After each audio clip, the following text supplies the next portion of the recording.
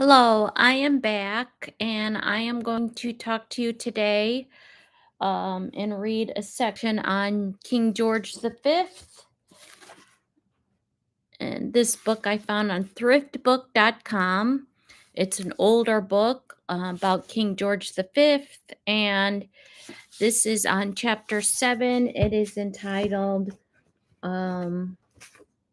Restless Decade. It is post post the Great War, and it talks about money, and that is the title of the topic. And in this, we're talking about the civil list money. And just to give us a brief overview of what the civil list money is, civil list is a system of funding the British monarchy where a fixed annual sum was provided by Parliament to cover the official expenses of the royal household. It was established in 1760 when King George III agreed to surrender the hereditary revenues of the crown estate in exchange for an annual payment.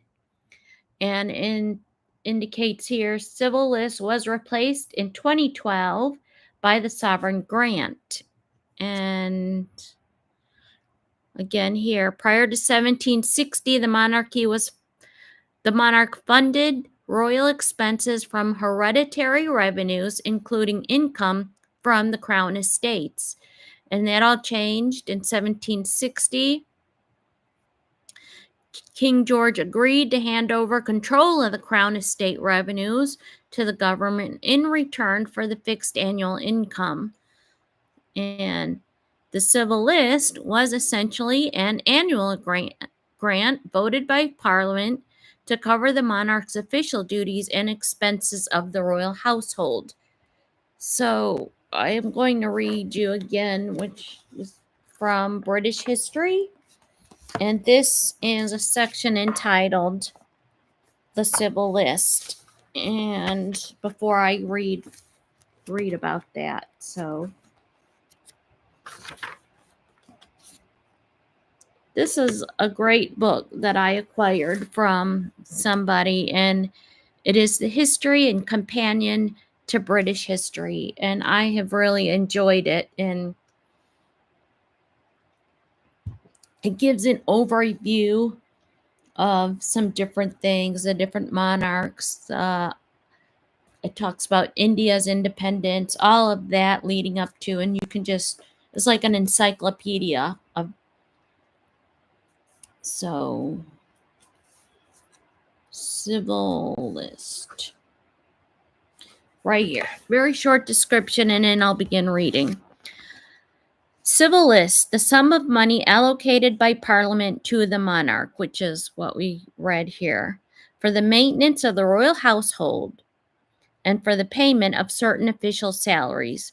It was first distinguished from other public revenues in 1698 when Parliament decided to limit permanently the monarch's discretionary financial powers by keeping other aspects of public expenditures under its control.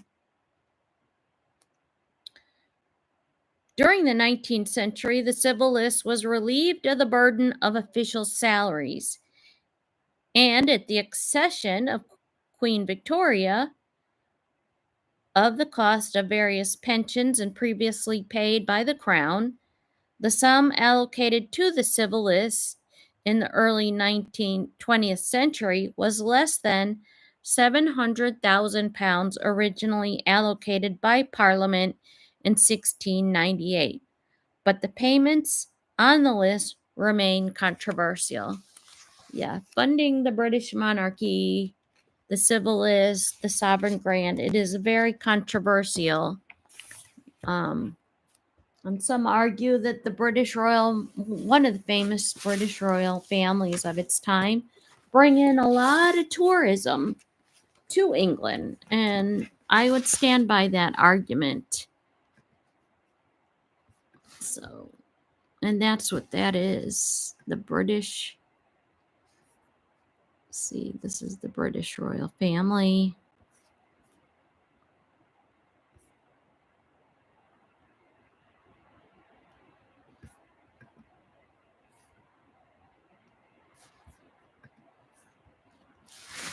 Okay.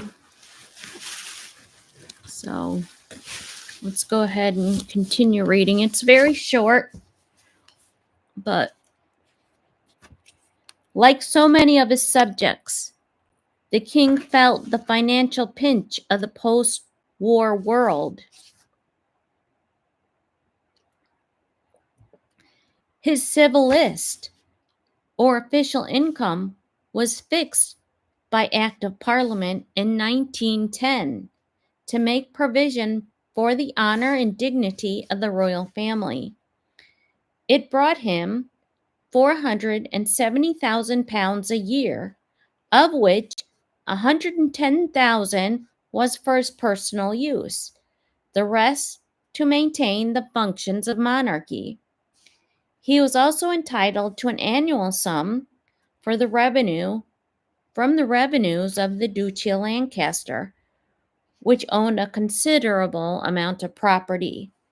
In the first full year of his reign, 1911, this amounted to £64,000, but by 1921 it had fallen to £44,000. The Queen continued to receive an annuity of £10,000 originally voted for her sole and separate use as Princess of Wales. The king's elder son, the Prince of Wales, had no civil list, but instead he received the substantial revenues of the Duchy of Cornwall, which could amount to £80,000 a year. That was quite a bit of money back then. His younger brothers were allowed £10,000 a year on coming of age, and a further £15,000 on marriage. Princess Mary received £6,000. So let's pull up Duchy of Cornwall.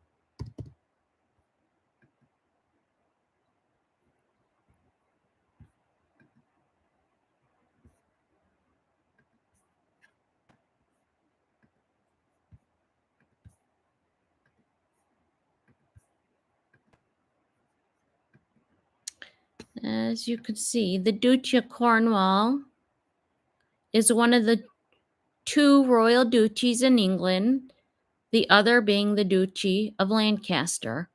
Who actually owns the Duchy of Cornwall? So let's see that.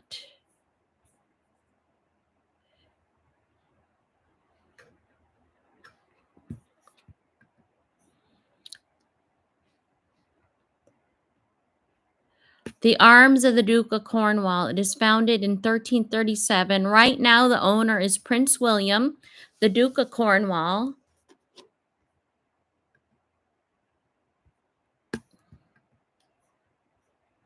The Duchy of Cornwall is one of two royal duchies in England, the other being the Duchy of Lancaster. The eldest son of the reigning British monarch obtains possession of the duchy and the title of the Duke of Cornwall at birth, or when his parent succeeds to the throne. As we saw, William took control over the Duchy of Cornwall after Charles ascended the throne, but he may not sell assets for personal benefit and has limited rights and income while a minor. The current Duke, William, Prince of Wales, and when the monarch has no male children, the rights and responsibilities of the duchy revert to the crown. Okay, this is all complicated, but from what I understand, William is subject to forensic auditing. It's all meant for the duchy and the people of Cornwall. Yeah, it brings in money, but it's not like, from what I heard, Harry and them wanted William to share this money with them since they were all going to be senior royals, but I don't think it works that way. So, but I will just go back to reading this part.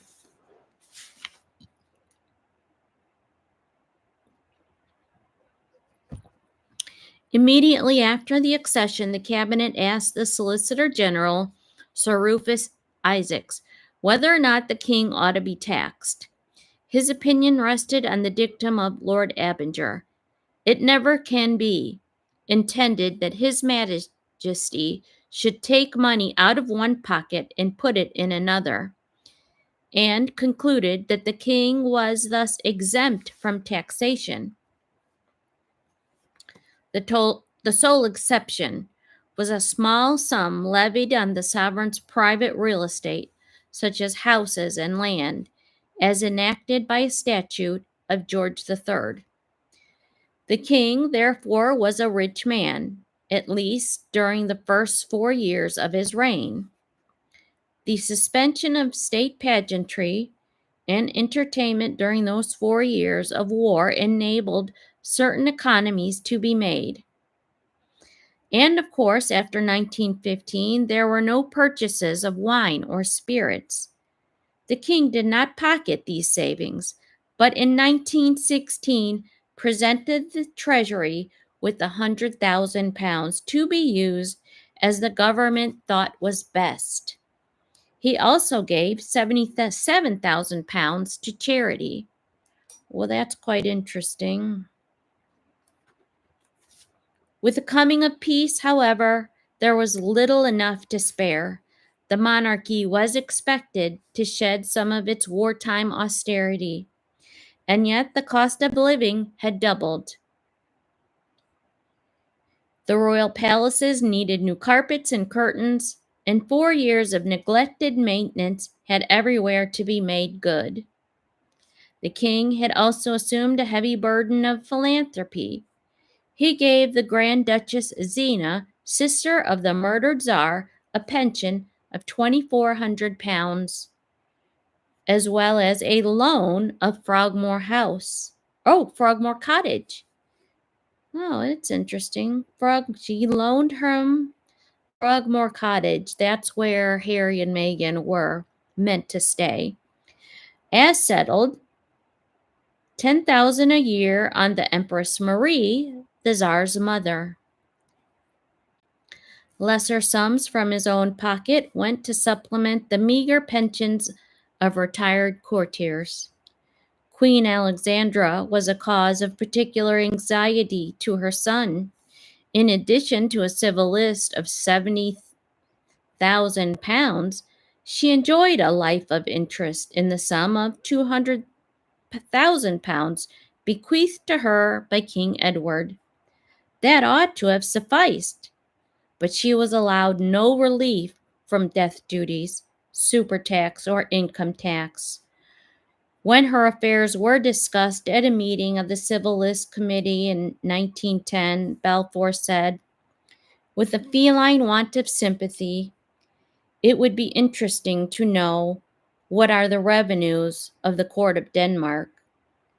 By her late husband's wish, and with the entire approval of her son, she continued to live in Sandringham House with her unmarried daughter, Princess Victoria.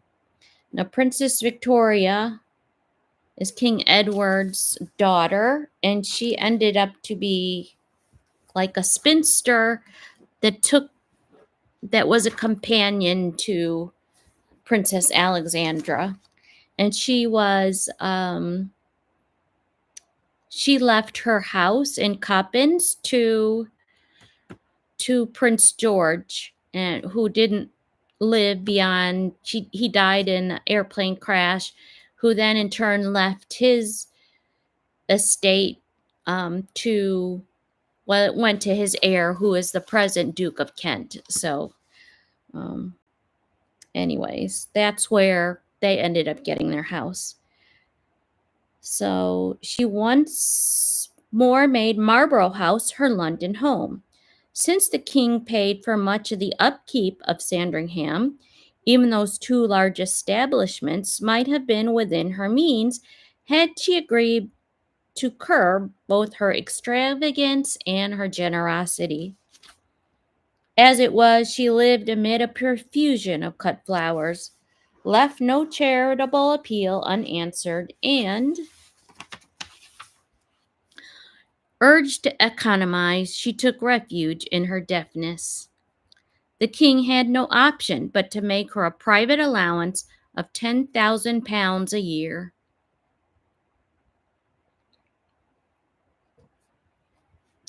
In 1920, however, after Stanford Ham had pleaded her cause with Lloyd George, the Prime Minister instructed Sir Warren Fisher, permanent secretary to the Treasury, to examine her affairs. He discovered the illogicality by which Queen Victoria's surviving children paid no income tax, whereas Queen Alexandra continued to pay full income tax and super tax. Both Fisher observed, and cannot be right. This cannot be right. For once, the Treasury behaved indulgently, not only remitting 5/7 of Queen Alexandra's taxation, but making the concession retrospective to April 1919. Thus, the king was in future relieved of that particular burden of £10,000 a year. Yet there continued to be a growing deficit on the king's civil list for salaries, pensions, and household expenses.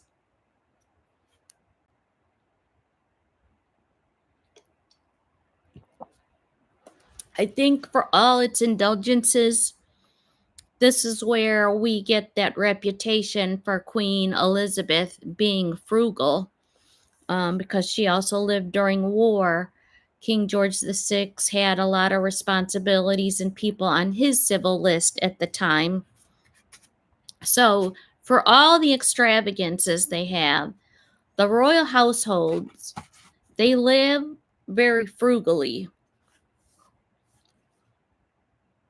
Yet there continued to be a growing deficit on the king's civil list for salaries, pensions, and households. In 1919, it was £24,800. In 1920, £45,000. In 1921, an even larger figure was forecast, including a deficit of £19,000 on maintenance and repairs alone. There were two obvious remedies to meet this financial crisis. Either Parliament must increase the annual civil list, or the king must economize drastically. The first would be politically undesirable and certain to inflame Republican sentiment. The second would involve the dismissal of both indoor and outdoor servants, and the abolition of such colorful occasions as state visits and the opening of Parliament. Even with the king, even these events which the king never ceased to dread, yet might be reluctant to see vanish for all time. Even more drastic measures were canvassed, such as the closing down of Windsor Castle and the sale of objects from the royal collections. Then the government remembered the valuable estates and capital of the Duchy of Lancaster, which already made an annual contribution to the sovereign's income. Could they not be raided on this single occasion to augment the civil list, and so tide over what all hoped was no more than a temporary embarrassment? A pedantic school of thought maintained that the king was not in fact Duke of Lancaster, since he could not claim the necessary descent of John of Gaunt. Hobhouse, when Chancellor of the Duchy of Lancaster, had tactlessly felt obliged to point this out to the king, adding that Queen Victoria, when traveling abroad incognito, was careful to call herself the Countess of Lancaster. I've got a very cold bow indeed. Hobhouse recorded on his next encounter with the king, whatever the merit of those genealogical niceties, there was no doubt that the sovereign had long enjoyed the revenues of the duchy by hereditary right and ordinance. It was but a step for the government in 1921 to introduce the Duchy of Lancaster. It's called the Duchy of Lancaster Bill authorizing the transfer of £100,000 from duchy funds to supplement the revenue payment for that year. By August, the king's balance sheet was looking much healthier. Certain economies were nevertheless necessary. In June 1922,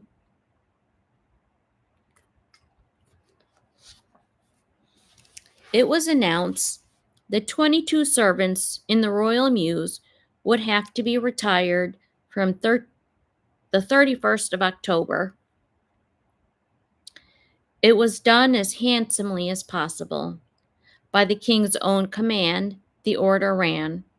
A specially generous pension scale has been drawn up in view of the enforced nature of these retirements, and in case of men who are ineligible for pension owing to not having done 10 years of service, a gratuity of 1 month's pay will be given for each completed year of service.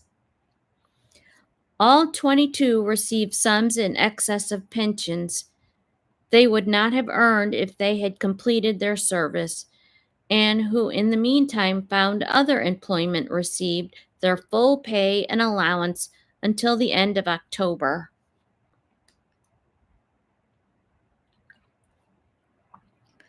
Such liberal redundancy payments were less common in 1922 than 2 generations later.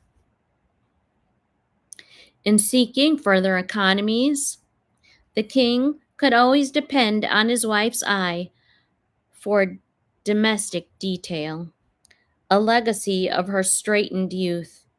She was open handed, with imaginative little presents, and a Gate snuff bottle for an ambassador, or a piece of Chinese jade for a colonial governor who had just lost his own collection by fire. But her enemy was waste. Oh, Queen Mary did not like waste. She did not hesitate to descend on the Prince of Wales's apartment, examine the pattern he had chosen for his new curtains, substitute a cheaper yet equally serviceable material, and even wield a tape measure to prove that he had ordered 6 yards too much. Visiting Lady Curzon in the country, the Queen was distressed when her car ran over a lamb which had strayed on the road. Still, she told her hostess in a consoling yet practical way, you will be able to eat it, she said. And a visiting preacher who lunched at Sandringham was surprised to be given a half a pear from the Queen's plate. Okay, this is the known frugality that I have heard of and seen in Queen Elizabeth.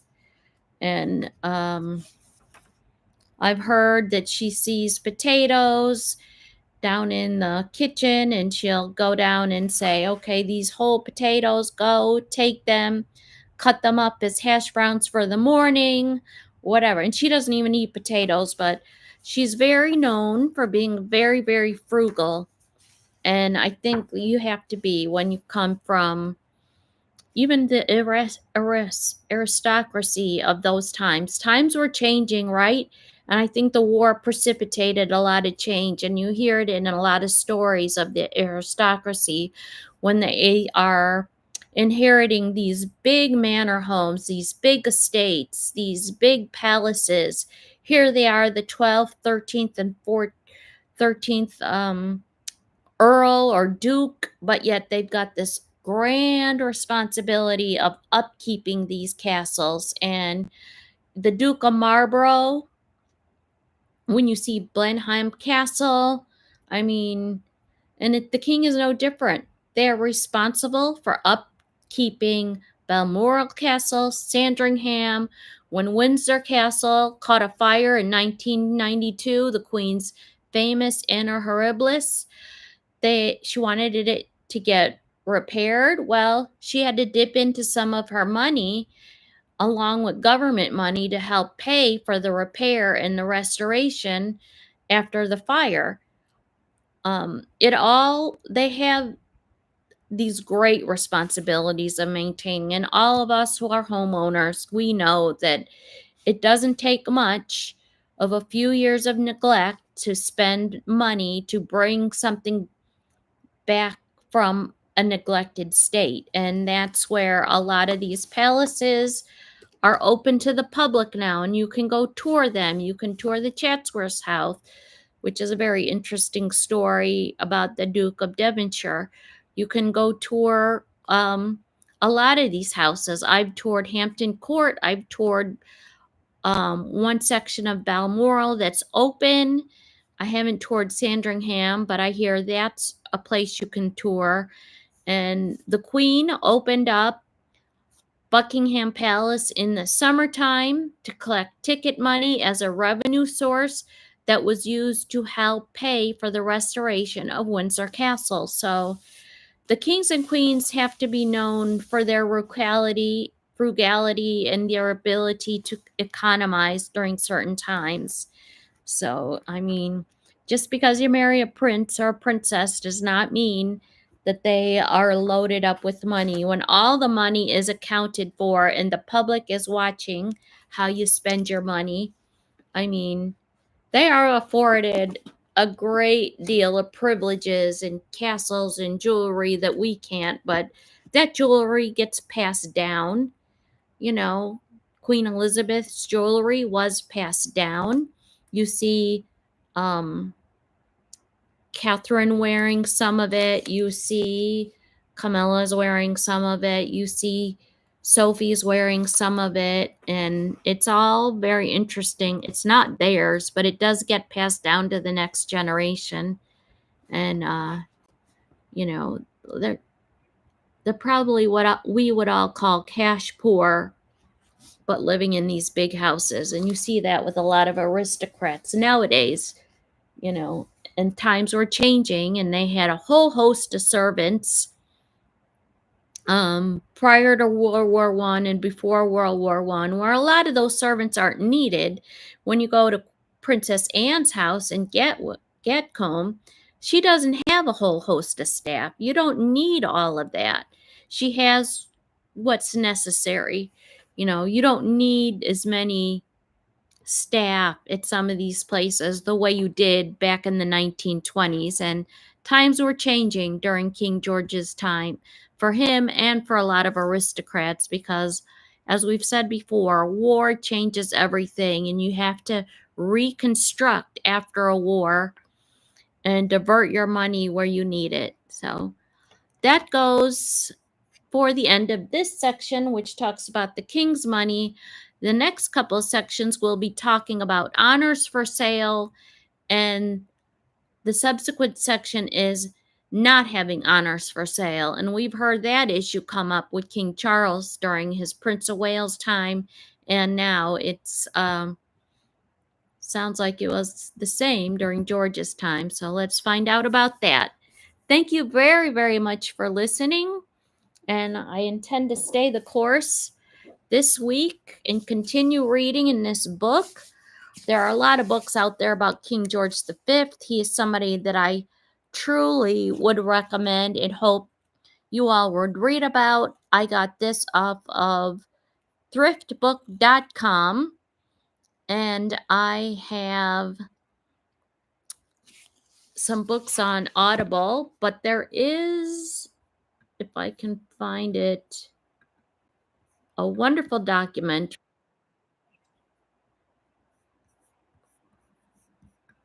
on,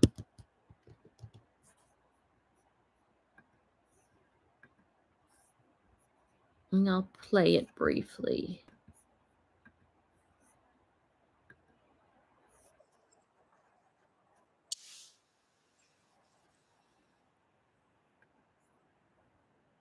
In 17, George caved to public pressure and issued a royal proclamation, which changed the name of the royal house from the House of Saxe-Coburg and Gotha to the House of Windsor, a place long associated with the royal family, owing to the construction of Windsor Castle as a royal residence. But I want to talk to you about this channel right here. It's 1.55 million, and this right here is talking about, it's a wonderful video. It is written by a channel called The People's Profile, and I stumbled across this, and they do such a wonderful job of putting together a little documentary, a visual documentary of King George V, the founder of the House of Windsor. It's a documentary, and you can find it through People's Profile, and it talks about the various different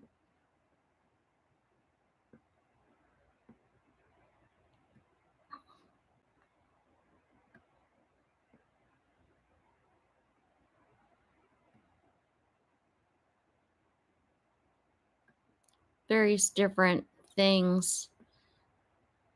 I could not put together a better visual of King George V.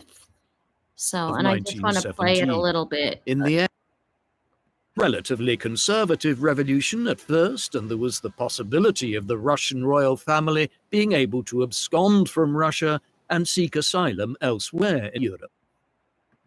I can't play all of it because I think that's called a copyright strike.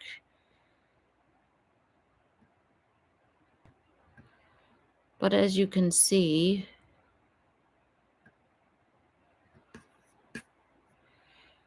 it has a wonderful way of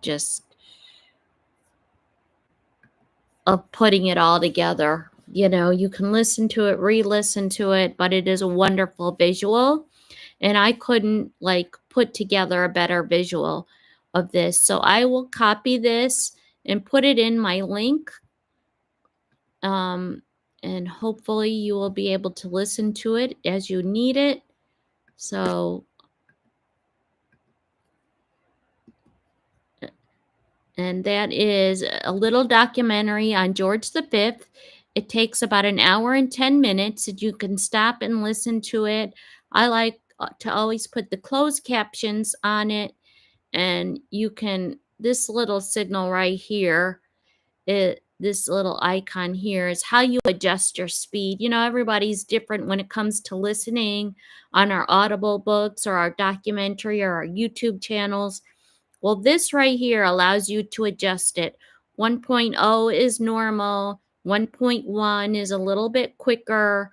Or if you want to listen to it in a slower mode, you can do less than 1.0. I had a conversation with somebody about a book I was reading, and she loves to read off of the Kindles or a book. She's like, I have a hard time with the Audibles. And I love Audibles because you can listen to them on the go, when you're walking, when you're in the car. But when it comes, because I'm a bit old fashioned, I love the print. I love marking up with my Post-its of certain tidbits of information that's very interesting. So I love that part. But this book is so hard to find. I don't know where you can find it, but you might be able to find it on a vintage thrift bookstore. So, and it's written by Kenneth Rose. But I'm going to read a little bit from it each day until I'm finished. And I have a whole host of other books that I will recommend that you read, whether you want to read them on your own, listen to me, download them on Audible.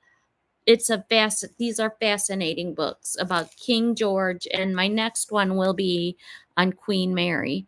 I love that book. Queen Mary is a fascinating companion and support and complement to King George V. So, thank you very much for listening, and have a good day.